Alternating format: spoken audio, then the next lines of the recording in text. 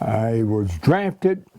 I was drafted to go in the Marine Corps in 1943, June of 1943, from Baltimore, Maryland.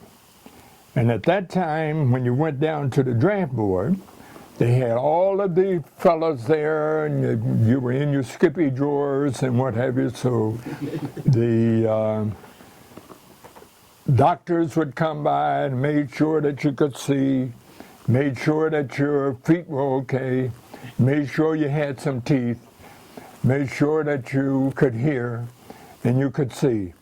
Then they'd say, okay, you go to the Army, you go to the Navy, you go to the Marine Corps. So I was one of those guys that went to the Marine Corps. So I went home, and I got the next couple of days, I went to Washington.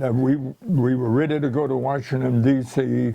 on the train to go to Montford Point Marines down in Camp Lejeune, North Carolina.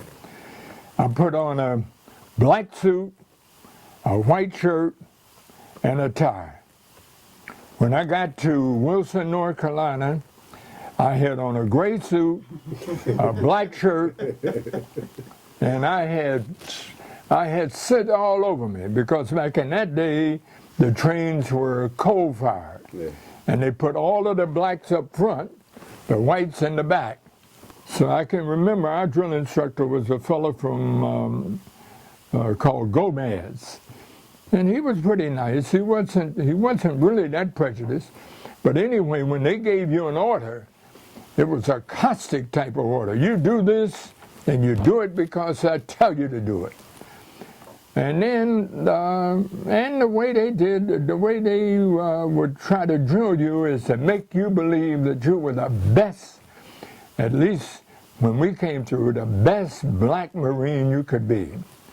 And that's what they emphasized. You're going to be the best. And you felt that way. You felt like, I'm better than everybody else. And that was good. As a matter of fact, I carried that philosophy with me all the way the rest of my life, that, okay, I'm not going to be a follower, I'm going to be a leader, and I know I'm the best. September of '46, I went to Morgan. And when I got to Morgan, I remember there were only, let's see, I think there were Carnegie, Sofa Hall, Banneker, Truth Hall, Tubman, and Spencer. Those were the only buildings on the campus. And there were quite a few of us. Clarence Blount was just back from the war. I remember Bill Brown and I were in the same class. Towler, a lot of the guys. Next thing we knew, there was came in was Roten, and a few more of the guys. They came a little bit after.